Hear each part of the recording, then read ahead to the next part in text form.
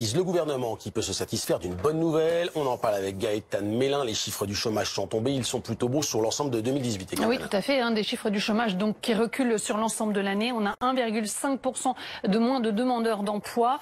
En catégorie A, on est donc à 3 418 600 chômeurs.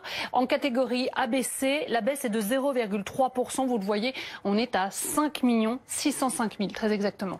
Et la bonne nouvelle, c'est que pour le moment, le mouvement des Gilets jaunes n'a pas cassé cette dynamique. Oui, tout à fait. C'était une crainte notamment du gouvernement que ce mouvement des Gilets jaunes impacte l'emploi en France. D'ailleurs, Muriel Pénicaud, la ministre du Travail, avait indiqué que 58 000 personnes avaient dû être placées en activité partielle. Eh bien, il n'en est rien puisque vous le voyez au 4e trimestre, dans la catégorie A, le recul est de 1,1% et en catégorie ABC, c'est-à-dire qui tient compte des personnes qui travaillent un petit peu, de courte durée ou bien sur une durée plus longue, eh bien le recul est de 0,8%. Au 4e trimestre, eh bien on est en baisse après 2 mois successifs de hausse, il faut le rappeler. Toutes les catégories sont donc concernées. Oui, tout à fait. Les moins de 25 ans, on voit le taux de chômage qui continue de baisser assez nettement, moins 2,1%, 2,8% pardon sur le trimestre et 1,3% sur un an. Mais la nouveauté, ce sont les seniors, les demandeurs d'emploi qui ont plus de 50 ans pour la